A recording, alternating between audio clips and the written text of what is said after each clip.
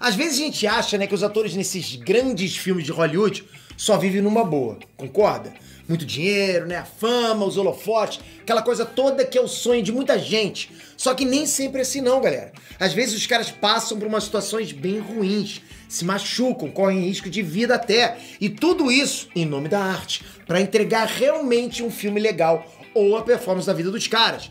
Eles realmente estão dispostos a dar o sangue pela profissão de ator. E eu separei aqui 9 desses casos em que os atores tiveram que sacrificar pra cena sair. Vamos lá?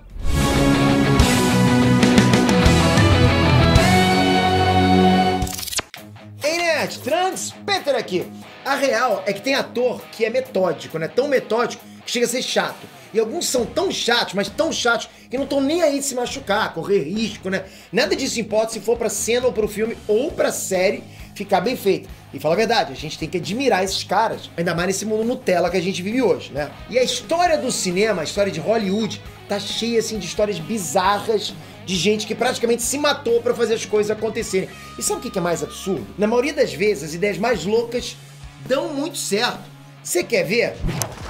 Christian Bale. O Christian Bale, por exemplo, é uma verdadeira sanfona humana. Sério, galera, o cara já engordou e emagreceu tantas vezes pra fazer vários papéis que não é possível que isso não tenha afetado a saúde dele. Porque não é coisa de 1 ou 2 quilinhos, não é nada disso. Né? Não é passar um final de semana no churrasco e ter que queimar tudo na academia na outra semana. São mudanças realmente absurdas. O cara muda demais pra se encaixar melhor em cada papel. Olha só, o Christian Bale apareceu pro público, começou a fazer sucesso em Psicopata Americano, onde ele interpretava, olha só, um psicopata americano. Então era aquele cara todo sedutor, todo paquitão, né? E o Christian Bale tava em forma.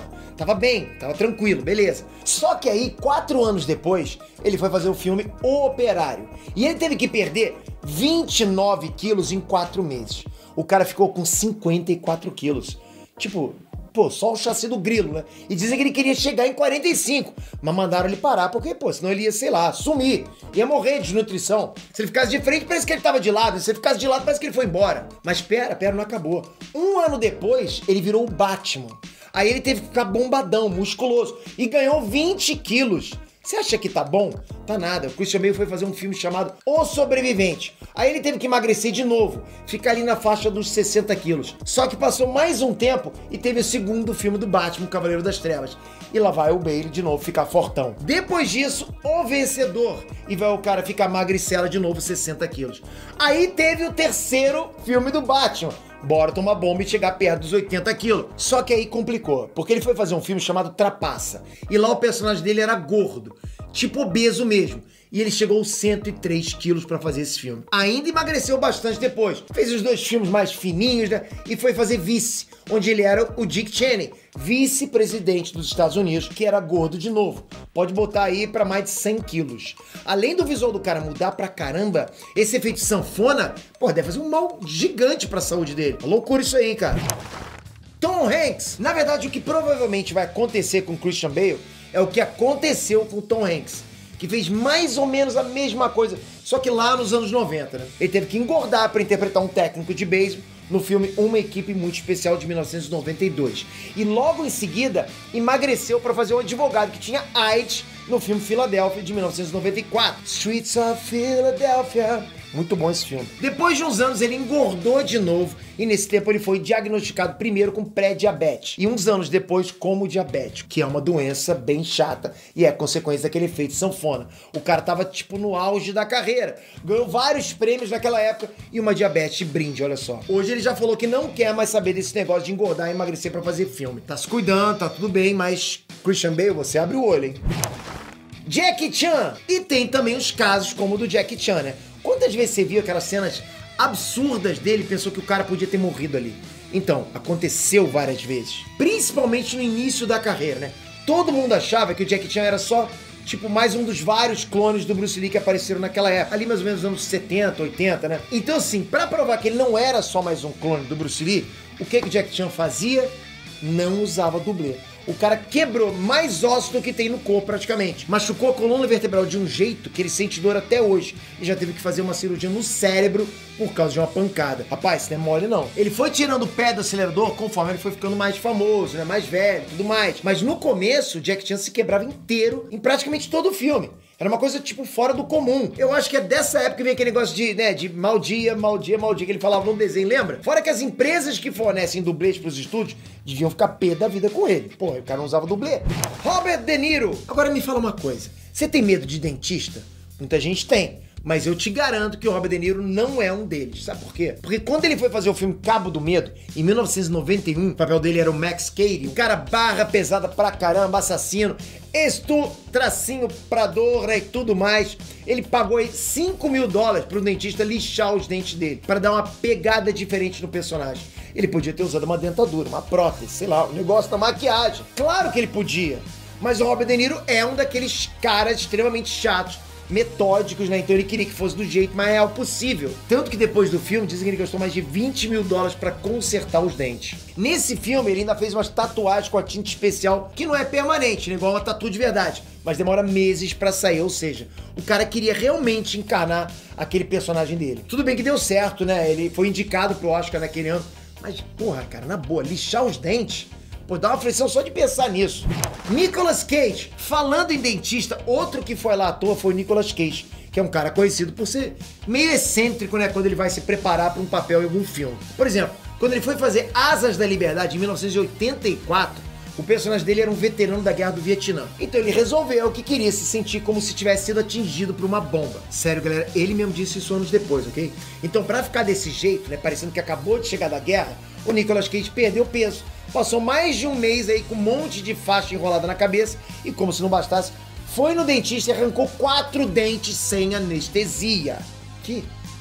Dá pra acreditar num negócio desse, cara? O negócio é que ele já ia extrair os dentes mesmo, sabe? Só que era um tratamento normal. Só que ele chegou lá na hora e pediu pra não ter anestesia, pra ele ficar mais ferrado, mais dolorido mesmo, e entrar melhor nessa vibe do personagem, pra mudar o humor dele, sabe? Tá bom, né?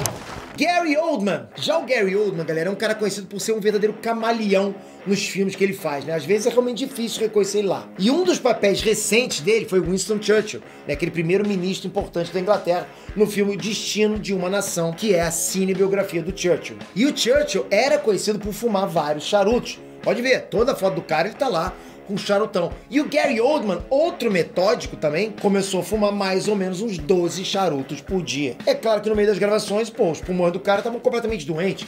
Ele teve que dar uma pausa, ir no médico. Mas também não tinha como ser diferente. Nas contas do final do filme, o Gary Oldman tinha fumado $20 mil em charuto. E charuto de verdade. Porque, galera, sinceramente, dava pra fazer um charuto cenográfico pro cara usar. De mentirinha. Mas tanto ele quanto o diretor, os caras não quiseram saber. Se negaram a usar charuto fake e o Gary Oldman virou uma pilha de nicotina. Pô, o cara virou um cinzeiro. O diretor do filme, Joe Wright, ele chegou a falar que simplesmente era impossível fazer o Winston Churchill sem charuto. Então a solução foi transformar o ator... Poxa, miné. Billy Bob Thornton. Em 1996, o Billy Bob Thornton ele dirigiu e atuou um filme chamado Sling Blade, que no Brasil saiu como Na Corda Bamba. E o personagem dele era um cara com problemas mentais. Então ele fazia umas caretas e mancava um pouco. Imagina só, cara, mancar naturalmente, né, pra alguém que não tem nenhum tipo de problema com isso, deve ser complicado de fazer, né? Então, o Billy Bob Thornton também achava isso. Então ele teve uma ideia tranquila. Ele colocou vidro moído, né, igual aqueles que o pessoal usa pra fazer cerol, né, colocar na linha de pipa, sabe? Ele colocou isso dentro de um dos sapatos. Imagina você andar desse jeito. Foi assim que ele conseguiu mancar de um jeito bem convincente. Porque tava doendo, né? Tava doendo de verdade, tava cortando, furando o pé dele. E também fazer as caretas que ele precisava fazer, né, sem muito esforço. Porque, pô, com o pé sendo cortado, qualquer um vai fazer careta, né? Eu faço careta só de pensar. A ideia é boa? Com certeza. Deu certo? Deu certo demais. Esse filme ganhou um Oscar. Mas, cara, vidro moído no sapato, na boa, é muito sofrimento. O cara deve mancar até hoje, né? Mais de 20 anos depois com um sapato novo. Dá pra traumatizar uma pessoa só com isso, hein? Nicole Kidman. Você pode estar sentindo falta de alguma mulher nessa lista, né? Dá a impressão que só os homens se sacrificam pelo bem da arte, não é verdade? Então deixa eu contar pra você daquela vez em que a Nicole Kidman quebrou uma costela pra caber dentro do figurino. Lá em Moulin Rouge. Aliás, muito bom filme. Acho que todo mundo viu esse filme, né? Aposto que você lembra dele. Mas você não sabia que a linda e maravilhosa Nicole Kidman tava lá com uma costela quebrada. O que acontece é o seguinte, olha, no meio das gravações, ela caiu de uma escada e quebrou mesmo a costela sem querer. Só que logo ela melhorou, ficou boa e percebeu que o figurino, o corset que ela tinha que usar, não tava fechando direito. Não tava dando certo. E ela pedindo pro pessoal do figurino apertar e espremer, até que ela acabou quebrando uma costela de novo. Aí ficou bom. Simples, né? Imagina a dor que deve ser aquele negócio já apertado no corpo e você com a costela quebrada e tendo que ser linda, maravilhosa, né? Tendo que ser a Nicole Kidman cantando, né, cara? Pra piorar, ela ainda teve um problema no joelho enquanto ela tava fazendo o filme, né? Tanto que ela ia fazer outro filme logo em seguida e teve que desistir do papel. Porra, coitada, já tava toda estragada. Todo respeito aí pra Nicole Kidman, imagina a dor. Tony Todd! E pra fechar essa lista, talvez o caso mais dolorido e também o que dá mais aflição, mais desespero, só de ouvir falar. Preparado?